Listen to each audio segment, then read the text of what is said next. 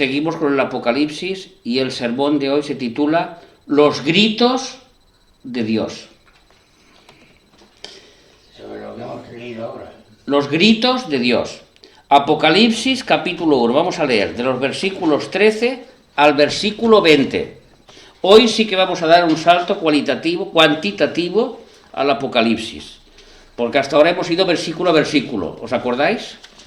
Pero hoy vamos a hablar unos cuantos más. Capítulo 1 y versículo 13. Dice así: Y en medio de los 7 candeleros, a uno semejante al Hijo del Hombre, vestido de una ropa que llegaba hasta los pies. Capítulo 1, versículo 13. Sigue.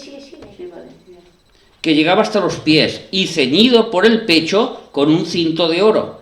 Su cabeza y sus cabellos eran blancos como blanca lana, como nieve, sus ojos como llama de fuego, y sus pies semejante al bronce bruñido, refulgente como un horno, y su voz como estruendo de muchas aguas. Tenía en su diestra 7 estrellas, de su boca salía una espada aguda de 2 filos, y su rostro era como el sol cuando resplandece en su fuerza. Cuando le vi, caí muerto a sus pies. Normal, cualquiera no hubiera caído después de ver esta visión.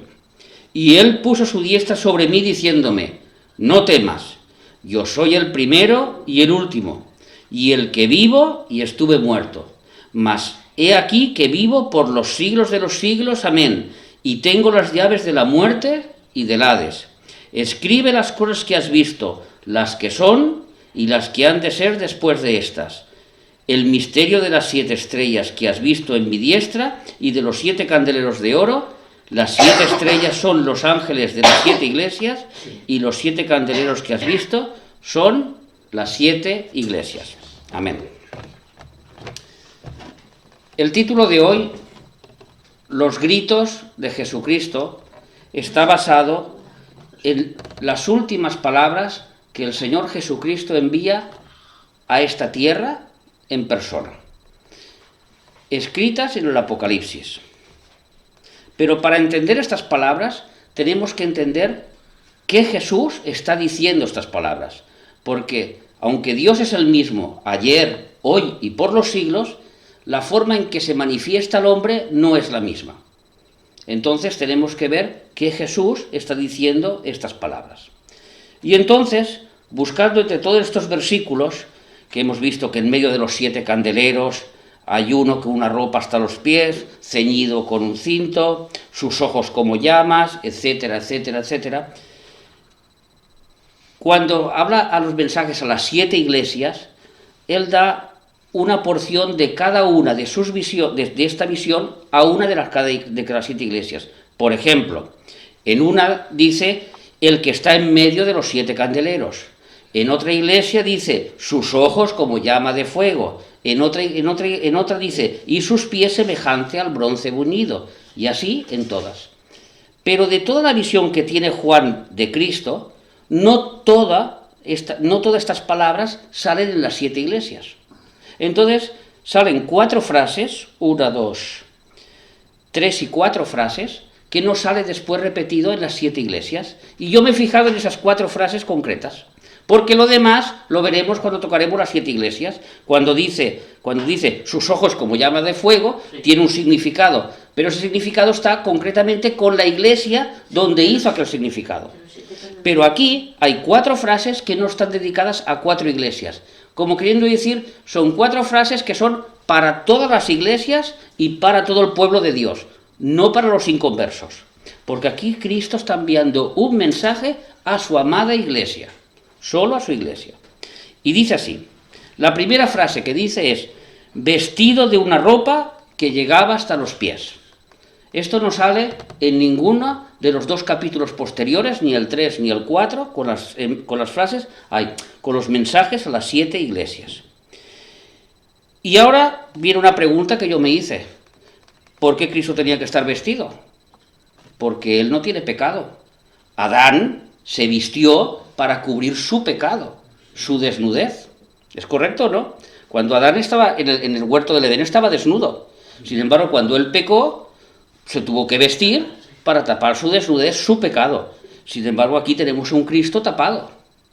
No está completamente desnudo, completamente como es él de cara a todo el mundo, sino que está tapado. ¿Nunca lo habéis pensado? ¿No habéis pensado por qué Cristo se tapa o por qué está tapado? Pero cuando era hombre. Sí, bueno, pero aquí no es hombre, aquí ya es, sí, sigue siendo hombre, pero es un ser. Pero bueno, Es que los ángeles también salen tapados. tapados. Claro. ¿Y cómo salen tapados? Entonces hay que buscar con qué ropa sale tapado Cristo. No sale con cualquier ropa, No. sino sale con una vestidura blanca de lino. De lino fino. De lino fino. Como por ejemplo, como has dicho, los ángeles, en Apocalipsis 19, 14, ¿Es seda o no el lino? lino es el Algodón. como un algodón, sí, lino fino. Los ángeles, en Apocalipsis 19, 14, salen tapados de lino fino. Nosotros, en Apocalipsis 7 y 9, salimos tapados con un lino fino en el cielo. Entonces Cristo sale tapado con un lino fino, o sea, vestido hasta los pies, y con un cinto que lo aprieta. ¿Qué significa esto? En primer lugar, esta vestidura de lino fino la utilizaban los sacerdotes para hacer toda la ceremonia al Señor. Esto lo podemos leer en Éxodo 28, 4. ¿Por qué? Porque Cristo estaba dando un mensaje a Juan: yo estoy vestido de lino fino porque yo intercedo por vosotros. Yo soy el que intercedo, no hay nadie más que yo que estoy en el cielo, que voy vestido de lino fino, soy el que intercedo por vosotros. Como un día le pasó a Pedro. ¿Qué le pasó a Pedro? Si os acordáis el ejemplo de Pedro, antes de que Cristo fuera cogido en Getsemaní, Jesús le dijo: yo ruego por ti, Lucas 22, 32, pero yo he rogado por ti al Padre para que tu fe no falte. Le dijo el Señor Jesús a Pedro. Pedro, que era muy valiente, dijo: no, yo haré, llegaré y donde sea. Ya sabía Jesús que Pedro iba a caer, porque luego le dice: no, si tú antes de que cante el gallo me negarás 3 veces. Pero yo he intercedido por ti para que tu fe no falte. Es Él el que intercede. Y esta es una de las visiones que tiene esta ropa blanca de Cristo, es interceder por cada uno de nosotros, para que nuestra fe no falte cuando nos vengan los problemas, porque van a venir, porque Él no nos va a librar de los problemas, sino que los problemas van a venir y nosotros vamos a tener la fuerza porque Él está intercediendo por nosotros al Padre. ¿Amén? ¿Lo entendéis? Otro ¿cómo diríamos? De las cualidades de esta ropa, del lino, era que lo llevaba el rey David. Si os acordáis, en 2 de Samuel 6, 14, cuando él fue a buscar el arca de la alianza y la trajo, él iba vestido de lino, siendo rey. Siendo rey, él iba vestido, y se aclara claramente que el rey iba vestido de lino con las ropas sacerdotales. Sin embargo, él no era sacerdote ni tenía derecho para llevarlas, pero él era el rey. Y entonces, como rey, tenía autoridad para llevarla. Y Cristo lo que está diciendo es que él, como rey, también tiene esa autoridad para llevar esa ropa. Y la tercera es que los profetas también se vestían de lino fino, como en Zacarías 3:4, que se ha vestido todo de lino fino. Entonces, Jesús tenemos que al vestirse de lino representa que es intercesor, es rey y es profeta. ¿Profeta cómo? Hablando las palabras de Dios. Hablando las palabras de Dios. ¿Cómo las habla? A través del Espíritu Santo, como Él dijo: cuando yo me vaya, Él vendrá y hablará lo que oyere. ¿Qué es lo que oyere? Lo que hablamos nosotros, el Padre y Él. No hablará por su propia boca, sino hablará lo que oyere. Es lo que significa vestido de ropa hasta los pies. Ahora estamos viendo la visión de Cristo entero, para luego escuchar su voz. Pero primero tenemos que ver a ese Cristo entero, levantado, grande, potente, vestido de ropa hasta los pies, ceñido por el pecho con un cinto de oro, que tampoco sale en las en la predicación de las siete iglesias. Y el cinturón del pecho tiene dos significados. Uno, que significa fuerza y autoridad, porque lo llevaban los levitas para hacer otra vez lo que es los levitas lo llevaban para hacer la ofrenda o para hacer el sacrificio y todo para Dios, ¿eh? Entonces los levitas tenían una fuerza para poder hacerlo delante de Dios y una autoridad delante del pueblo, que los demás no podían hacerlo. Éxodo 29:4 y Éxodo 39:29. Y luego, ¿por qué este cinturón era de oro cuando el de los levitas no era de oro? Era diferente, pero el de Cristo era de oro, porque aquí se muestra la deidad de Cristo. Cuando Cristo nació, ¿qué le trajeron los magos? Oro. ¿Por qué? Porque es la deidad de Dios. Cuando Dios le dijo a Moisés que hiciera el arca, ¿cómo le dijo que la cubriera? De oro por fuera. ¿Por qué? Porque estaba diciendo, ahí represento a Cristo, el arca es la salvación del hombre, será hombre y será Dios, que son las dos naturalezas, madera por dentro y oro por fuera. Así que tenemos un Cristo fuerte, levantado, vestido, con un cinto que le aprieta, y dice, y sus cabezas y sus cabellos eran blancos como blanca nieve, como blanca lana, como nieve. Esto tampoco sale posteriormente. La primera pregunta, ¿quién tiene los cabellos blancos? Los ancianos. Los ancianos. Proverbios 16:31. Corona de honra es la vejez, que se halla en el camino de justicia. Las canas son motivo de honra, y más si su conducta ha sido irreprochable.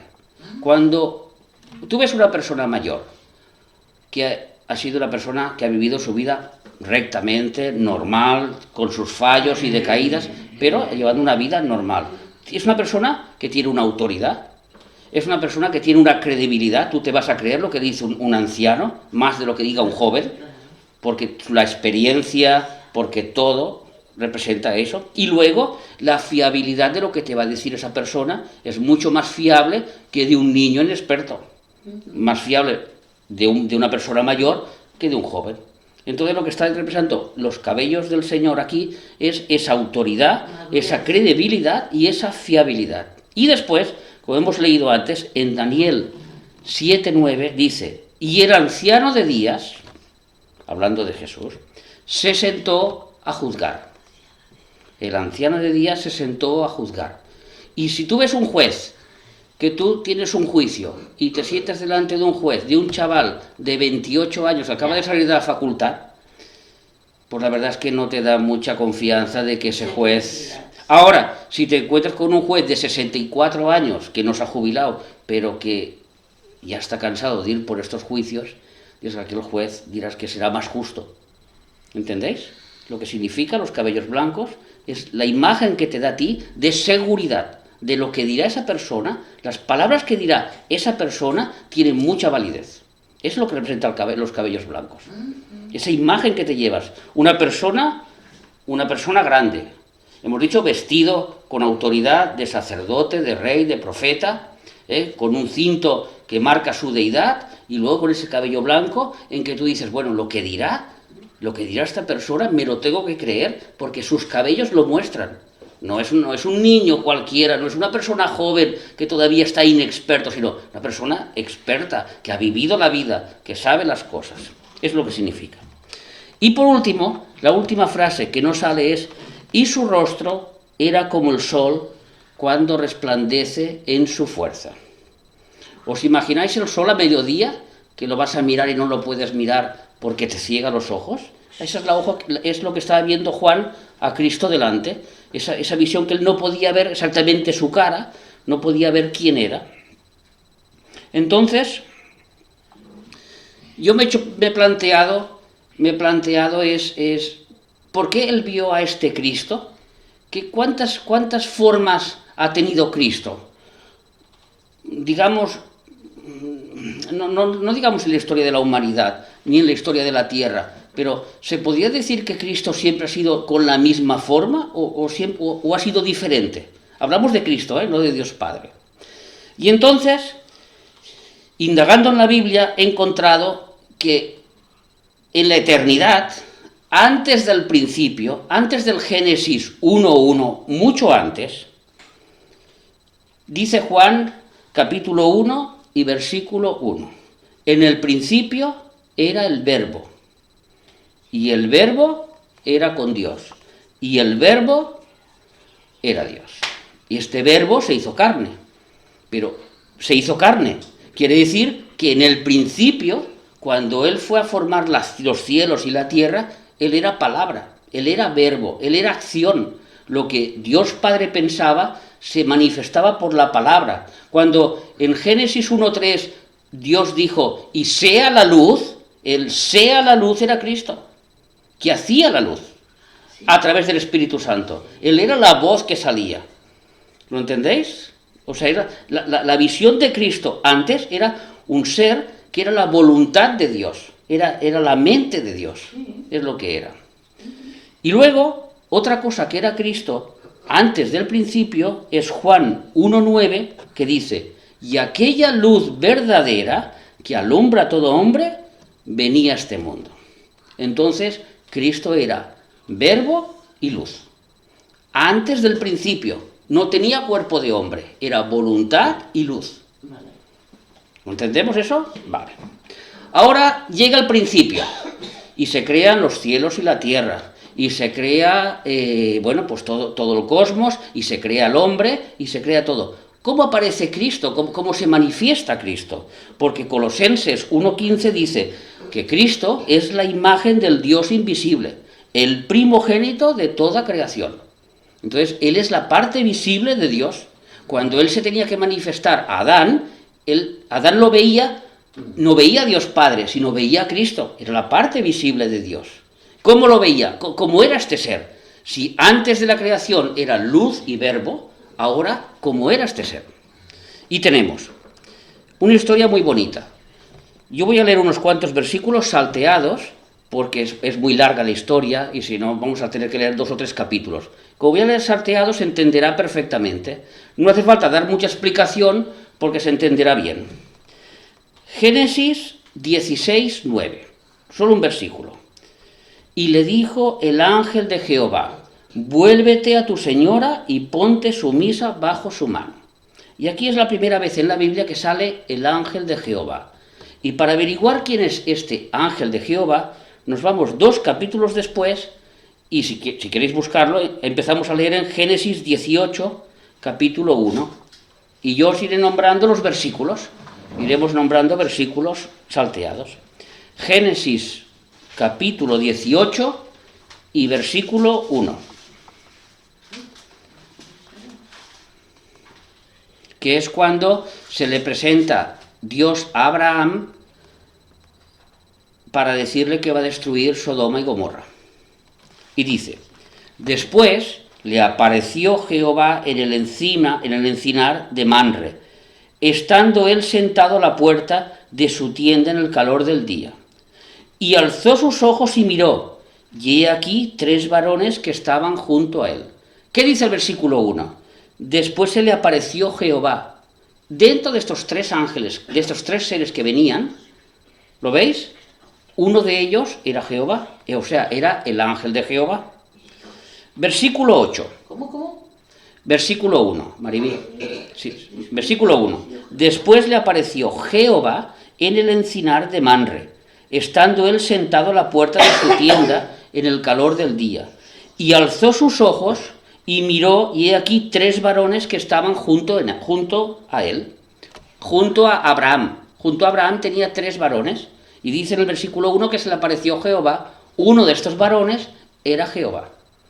Uno de estos varones era el ángel de Jehová. Uno de estos varones era Cristo con un cuerpo corporal. ¿Cómo es este cuerpo? Lo que vamos a ver ahora. Versículo 8. Versículo 8.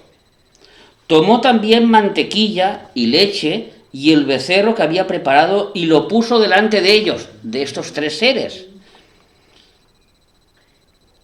Delante de ellos. Y él estuvo con ellos debajo del árbol. ¿Y qué? Comieron. Y comieron. Entonces eran 3 seres que tenían el cuerpo humano como un hombre. pero uno era Cristo. Versículo 16, peguemos un salto para adelante. Y los varones se levantaron de allí y miraron hacia Sodoma, y Abraham iba con ellos acompañándoles, iban todos hacia Sodoma. Versículo 22, otro salto. Y se pararon allí los varones y fueron hacia Sodoma, pero Abraham estaba aún delante de Jehová. O sea, hubieron unos varones que se fueron hacia Sodoma, pero Abraham se quedó con Jehová. Y dice el versículo 33, ¿lo leéis? 33, el último, ¿lo veis ahí? Y Jehová se fue, luego que acabó de hablar con Abraham, y Abraham volvió a su lugar. Y en el versículo 1 del capítulo 3, ¿lo veis? Del siguiente capítulo, dice, llegaron pues los, ¿cuántos? 2. ¿Y el tercero dónde está? Se fue. Es el que se fue. ¿Lo veis? Sí. El tercero que estaba con Abraham, que era Dios, se fue. Se fue. Y los dos ángeles a Sodoma a la caída de la tarde. O sea que en esta historia de Abraham con Sodoma y Gomorra y los tres seres que se le presentan, son Cristo y dos ángeles. Y ellos comieron con Abraham. O sea que el ángel de Jehová tenía un cuerpo humano. Tenía un cuerpo humano, un cuerpo que podía comer y podía hacer de todo, se podía materializar y desmaterializar. Pero no era la imagen de Cristo que nosotros hemos visto después. Ahora, hemos visto que Jesús era verbo y luz. 2, que era un ser que se podía materializar y desmaterializar como el hombre, con carne de hombre. Y la tercera visión que tenemos de Cristo, ¿cuándo es? Cuando Él nació de mujer, de María. Ahí tenemos otra visión de Cristo, porque ahí Él, el verbo, se hizo carne. Lucas 3, versículo 23. Yo creo que leyendo este versículo está clarísimo, no hace falta hablar mucho más porque todos conocemos los 4 evangelios hasta el momento de la muerte de Cristo. Lucas 3, 23. Jesús mismo, Lucas 3, 23. Jesús mismo, al comenzar su ministerio, y aquí te dice cómo era como de 30 años, hijo, según se creía, de José, que José era hijo de Elí. Entonces, ya sabemos que era una persona física, con padres, con abuelos, o sea que era una persona que sabían quién era. Entonces ya tenemos 3 visiones de Cristo. Y nos falta la cuarta visión, que es la visión de la imagen del ser todopoderoso, del ser de luz, de este ser que cuando Juan lo miró cayó al suelo como muerto, porque vio un sol delante de él, vio un ser maravilloso, es que no hay palabras para explicar lo que él vio, ¿me entiendes? Simplemente que él cayó. Y este ser empezó a hablar. Y cuando empezó a hablar este ser, este sacerdote, este juez, este rey, con esta autoridad, con esta melena blanca que significa la autoridad de lo que yo digo es verídico, cuando este ser empezó a hablar, ¿qué dice Juan que escuchó? Como un estruendo de muchísimas aguas, una cosa inaudita, una cosa que no lo podía entender. Juan ya había escuchado a Dios hacía un momento, cuando en el versículo, vamos a leerlo, en Apocalipsis 1, Juan había escuchado a Dios sin verlo, había escuchado a Jesús. En el versículo 10, Juan 1.10, Apocalipsis 1.10, Apocalipsis 1.10, cuando al principio se le presenta a Cristo y dice, yo estaba en el Espíritu en el día del Señor, eso lo vimos, y oí detrás de mí una gran voz como de trompeta. Una voz de trompeta. ¿La trompeta cómo suena? Claro. Pero suena claro. No es un sonido envolvente. Es un sonido claro. Si tú dices, hola, como de trompeta. Hola, de trompeta. ¿Lo entendéis? Es un sonido claro. ¿Qué es lo que escuchó Juan?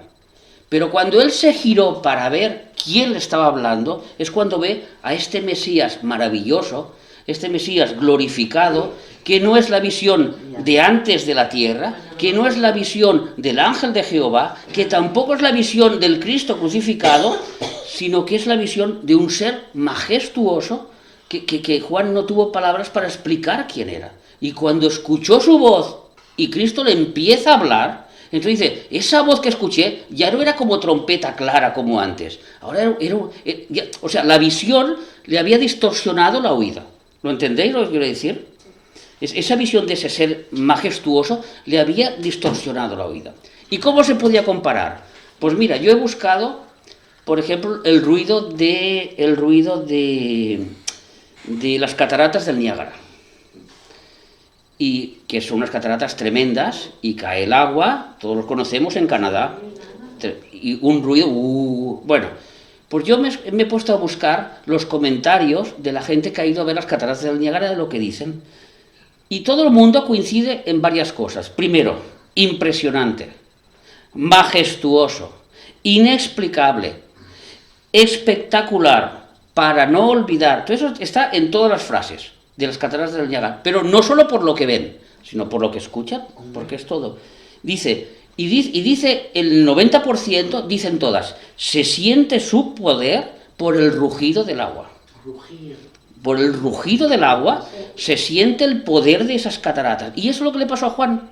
Cuando Cristo le habló, ese ser maravilloso, ese poder que tenía esa voz, no hay palabras. ¿Cómo quieres decirlo? Muchísimas aguas. Lo hemos leído en La manera de explicar. Claro, lo hemos leído en Ezequiel como un ejército, Sí. como muchedumbre de cosas. La voz del Omnipotente, la voz del Todopoderoso. Y esa es la voz de Que Cristo. no se puede explicar. No se puede explicar.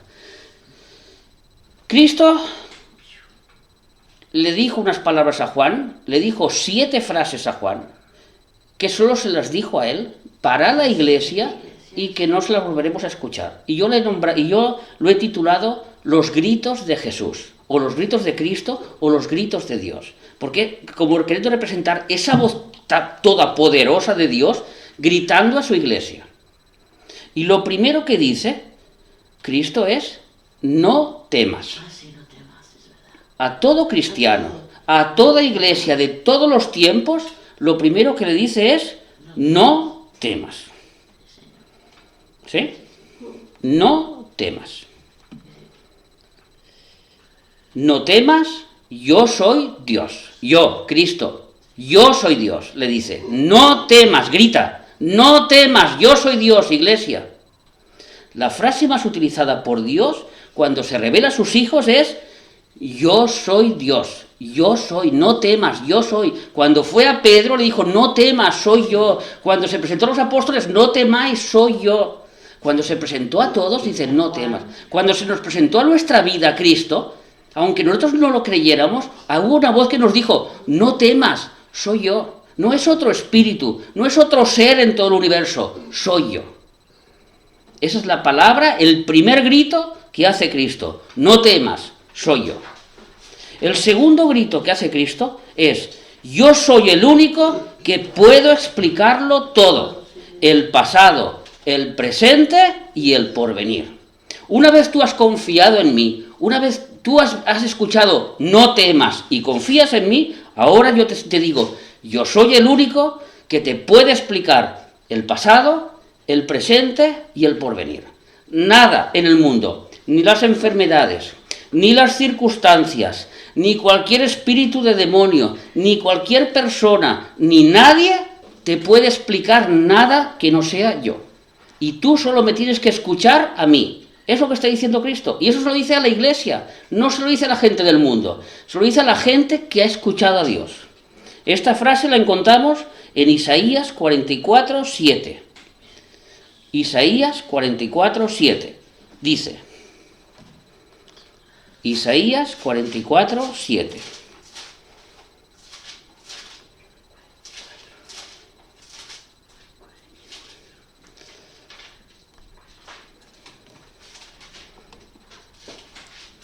Un amén cuando lo tengáis. Amén. Amén. Amén, amén. Bueno, Isaías 44, 7. 7. ¿Y quién proclamará lo venidero? Lo declarará y lo pondrá en orden delante de mí, como hago yo desde que establecí el pueblo antiguo. Anúnciese lo que viene y lo que está por venir. La palabra de Dios es la única veraz, es la única que nos puede decir qué es lo que nos va a pasar en el futuro y lo que está preparado para nosotros, nada más. Cristo grita fuerte, ¿eh? Y grita, habéis visto ese ser majestuoso, ¿eh? Y escucháis la voz, ¿eh? Como en las cataratas del Niágara. No temas, primero te dice, y luego confía en mí, ¿eh? Confía en mí, escucha lo que yo te digo, porque mis palabras son veraces, mis palabras sí que valen, sí que valen. Sí, la Biblia, mis palabras sí que valen, ya. Cristo, ¿os acordáis de la biblioteca celestial? Insiste y dice, Sí, no temáis. no temáis. ¿Os acordáis de la biblioteca celestial? De que Dios lo deja todo por escrito. A Dios le gusta dejar constancia. Cuando le dice a Juan, escribe, no le dice a Juan, lo pasaremos por sueños, lo pasaremos por visiones, lo explicaremos a través del Espíritu Santo. No, escribe, deja constancia de lo que yo te estoy diciendo. Porque lo que dejas constancia escrito, los que vendrán después podrán escuchar mi voz. Escuchar mi voz. Amén. Amén. La tercera frase que dice Jesús, y ahora ya lo dice a todas las... Estas frases que voy a repetir ahora son las que dice a todas las iglesias. Y entonces, como son repetitivas a todas las iglesias, está claro que es en global para todos. Luego en los demás mensajes miraremos iglesia por iglesia lo que Dios quiere decir. Pero a todas las iglesias le dice, escribe al ángel de la iglesia. A todas. Juan escribe al ángel de Éfeso, Juan escribe al ángel de Esmirna, Juan escribe al ángel de la Odisea, etcétera, etcétera. Juan escribe al ángel de la iglesia. ¿Por qué? Porque Dios envía los mensajes a través de sus ángeles. ¿Y quién son sus ángeles? Pues sus ángeles son los pastores que Él ha puesto en las iglesias. Son personas que están dedicadas en oración y en estudio de la palabra de Dios para expresarla a la iglesia. Y son personas que saben que si lo hacen mal, tendrán doble castigo que el resto. Entonces son personas que se dedican mucho a hablar bien la palabra de Dios. Y estos son los ángeles de cada iglesia.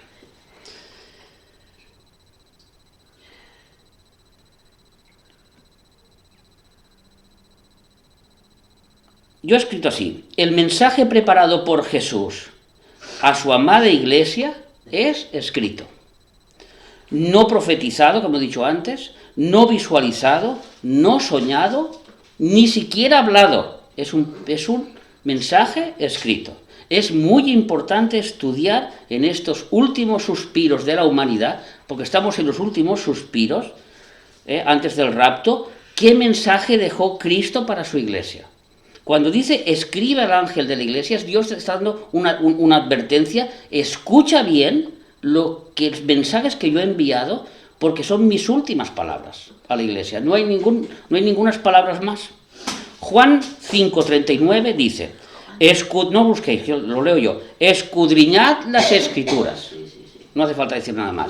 Escudriñad las escrituras. No dice, poneros y hacer un coro de oración y ayuno a ver qué os revela el Espíritu Santo. Eso no lo dice. Dice, escudriñad las escrituras. Porque a vosotros parece que en ellas tenéis la vida eterna. Y ellas son las que dan testimonio de mí. Amén. 3 palabras hemos dicho. No temas, gritando Jesús, no temas, a todo cristiano, a todo aquel que se acerca a Él, no temas, yo tengo grandes cosas para ti. Segunda cosa, yo soy el único que te puede decir todo lo que va a ocurrir. O sea que todo lo que va a acontecer, tienes que estar tú pendiente de lo que yo diga. Tercera parte, escribe al ángel, todo queda inscrito, todo está inscrito en las Santas Escrituras. Toda la revelación que Jesús quiere para nosotros está aquí. Cuarta parte, cuarta frase. Yo conozco tus obras. A todas las iglesias, a todo cristiano, a toda persona que ha sido lavada con la sangre de Cristo, a Cristo le interesa mucho todas nuestras obras. Desde que te levantas, lo que piensas, lo que hablas, lo que no hablas, si oras, si no oras, si lees la Biblia, si no lees la Biblia, todo. No puedes engañar a Dios. Yo conozco tus obras. Este es el cuarto grito de Dios fuerte. Yo conozco tus obras. No te quieras engañar a ti mismo porque yo conozco tus obras. Mateo 28, 18. Dice así. Si queréis lo leo yo, si queréis lo leo yo. Mateo 28, 18. Y Jesús se acercó y les habló diciendo, sí, el último capítulo. Toda potestad me es dada en el cielo y en la tierra. Por tanto, id y haced discípulos a todas las naciones, bautizándolas en el nombre del Padre, del Hijo y el Espíritu Santo, enseñándoles que guarden todas las cosas que os he mandado. Y he aquí, yo estoy con vosotros todos los días hasta el fin del mundo. Amén. Estas son palabras de Cristo, de que conoce nuestras obras. Porque Él dio un mandato a sus discípulos diciendo, id y hacer esto. Y ellos sabían que cuando iban y lo hacían, Cristo estaba con ellos. No estaban solos. Nosotros cuando nos levantamos por la mañana, Cristo está con nosotros. No estamos solos. En todo el día. O sea, no es lo que nosotros, si me he portado bien o no me he portado bien. No va por ahí. Cristo no está diciendo eso, sino está diciendo, confía que yo estoy contigo. Que todo lo que vas a hacer durante el día, yo estoy contigo. No van a estar solo. Santiago, capítulo 2 y versículo 17. Así, también la fe, si no tiene obras, es muerta en sí misma.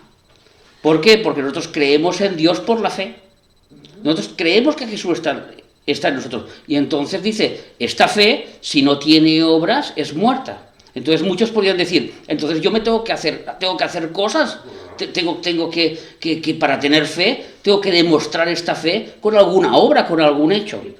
Pero, perdona, vamos a Efesios capítulo 2 y versículo 10 y dice así, porque somos hechura suya, creados en Cristo Jesús para buenas obras, las cuales, ahora viene el hecho, ahora viene porque he dicho yo, cuando he dicho al principio, que Jesús está con nosotros cuando nos levantamos por la mañana. Porque aquí dice, las cuales, aquellas obras, Dios las preparó de antemano para que anduviésemos en ellas. Porque si las obras vienen de nuestra carne, ya no son de Dios, ya no son de agrado para Él. Tienen que ser obras que Él ha preparado para nosotros y que Él nos da la fuerza para realizarlas. ¿No entendemos eso? Uno puede creerse que a lo mejor, pues mira, yo haré un orfanato y haciendo el orfanato ya compro el cielo.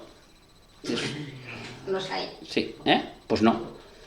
A lo mejor no te gastes el dinero en un orfanato y más vale que atiendas a tu familia y así sí que tendrás el cielo, porque lo que quiere Dios es que atiendas a tu familia y no que hagas un orfanato para gente que no conoces, por ejemplo. ¿Lo tenemos claro? No temas. Yo estoy al control. Escribe, o sea, estate atento a la palabra de Dios. Yo conozco tus obras. Cuarto grito. Y el quinto, arrepiéntete.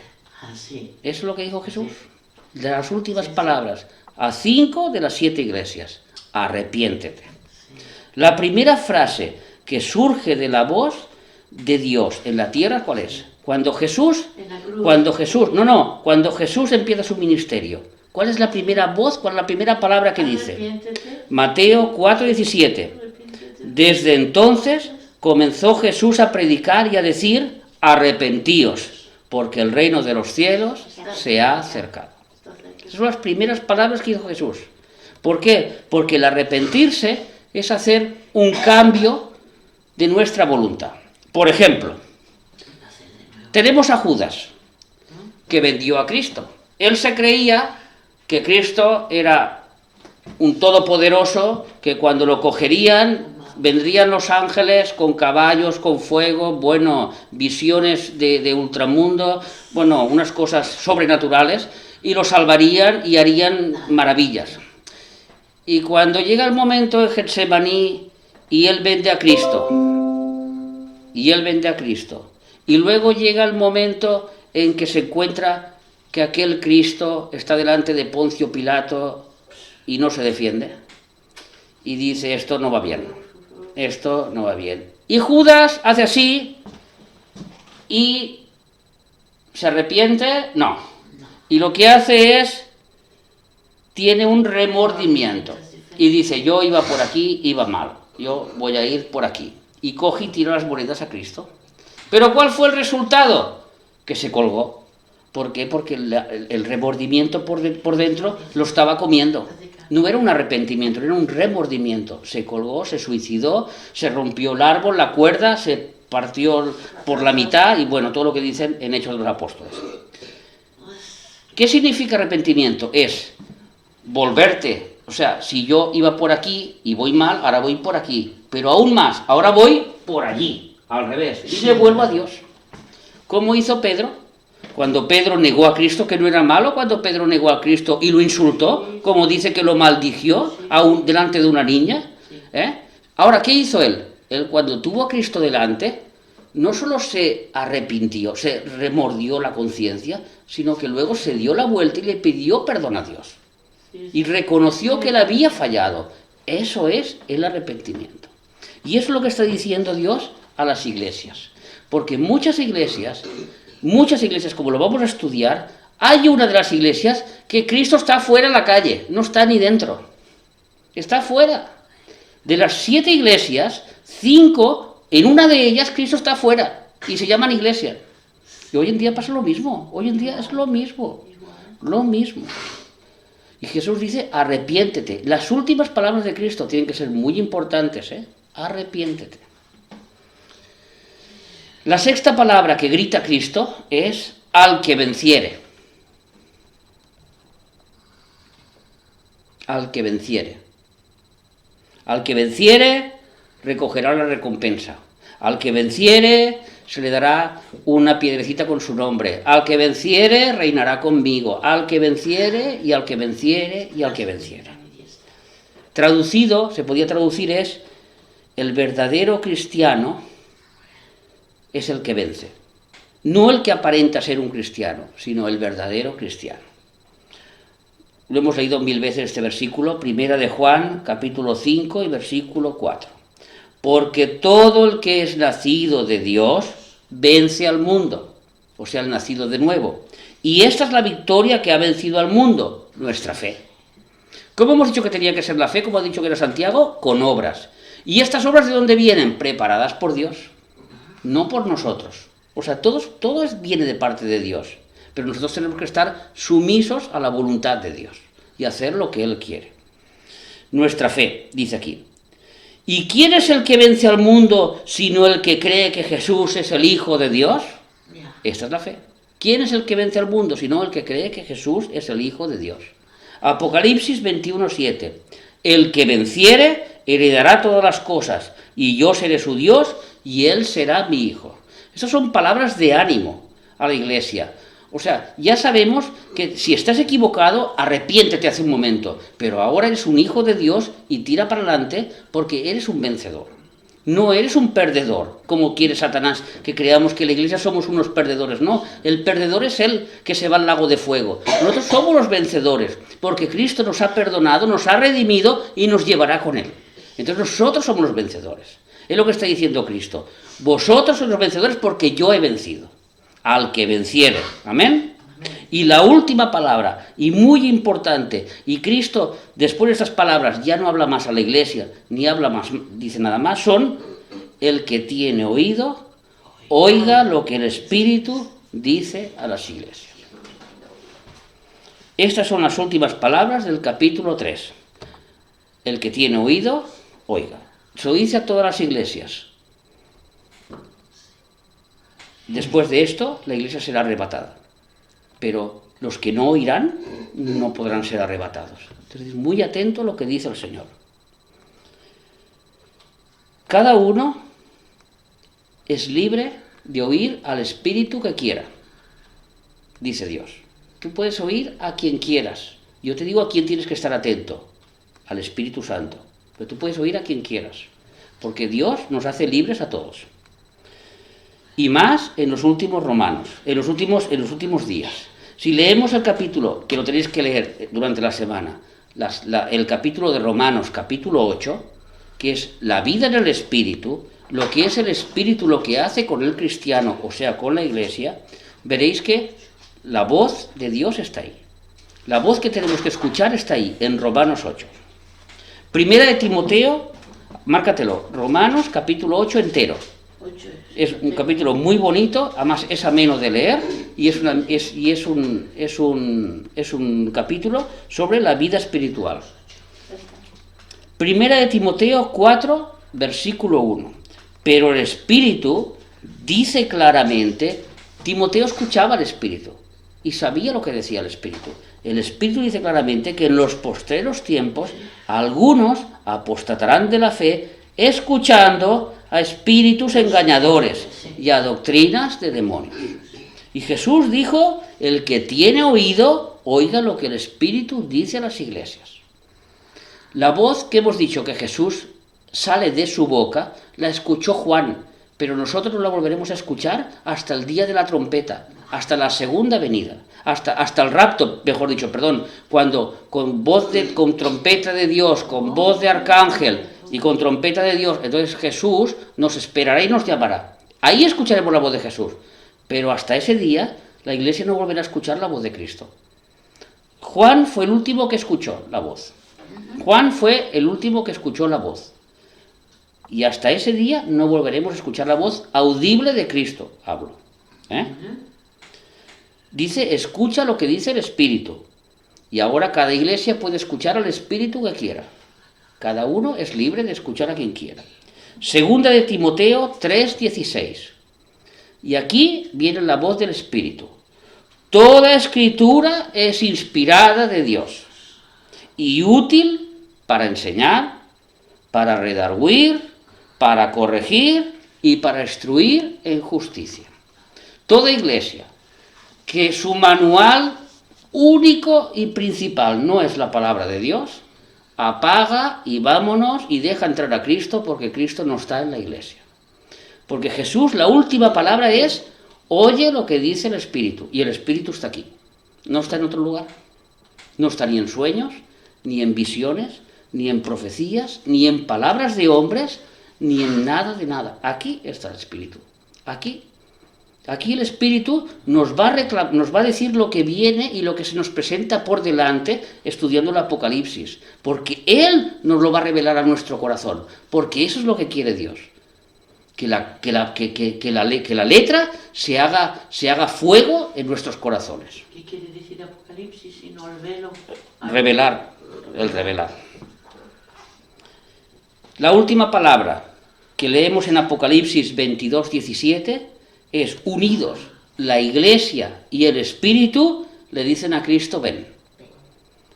La iglesia y el Espíritu.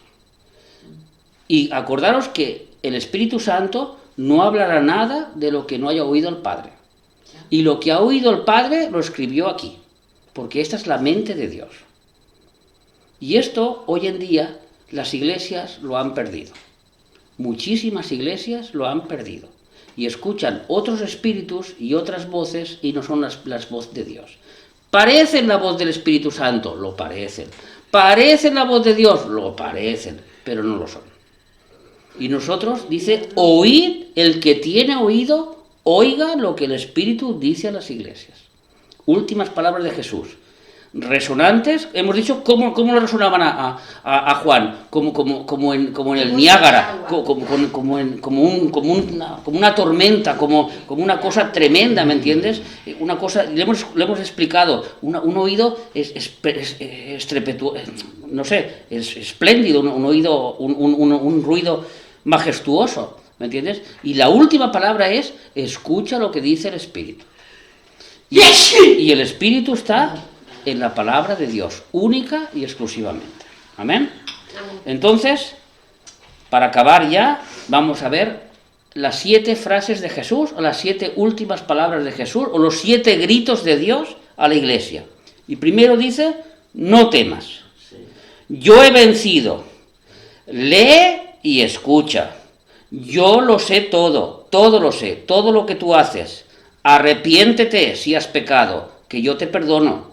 Arrepiéntete. Y luego, tranquilo, que recogerás tu recompensa conmigo. Pero mientras tanto, escucha al Espíritu Santo. Eso es lo que está diciendo Jesús antes de marcharse. No temas, porque no hay que tener temor. Él ha vencido. Nosotros, nuestra obligación es leer, escudriñar, buscar su voluntad en la palabra de Dios, porque Él lo sabe todo de nosotros y ha preparado las obras para nosotros, y si fallamos y nos equivocamos, pues nos pedimos perdón y Él es fiel y justo para perdonarnos nuestros pecados, es lo que dice. Y después recogeremos la recompensa con Él, porque nosotros hemos vencido. Somos poquitos, pues resulta que los poquitos son los que vencen a la multitud. Como cuando Elías, que iba con el criado, y no veía a nadie, y dice, ábrele los ojos, y cuando vio los ojos, vio la multitud de ángeles, de carros, y de todos que iban con él. Dice, pues si son más los que van con nosotros, que los que vienen en contra. Pues es lo mismo está diciendo Jesús. Son más los que vienen conmigo, que los que van en contra. Escucha al Espíritu Santo, que todo te irá bien en esta vida. ¿Amén? Amén. Amén. Vamos a hacer una oración para acabar. Padre nuestro que estás en los cielos, gracias, Señor, porque tú has dejado tu voz escrita en la palabra de Dios.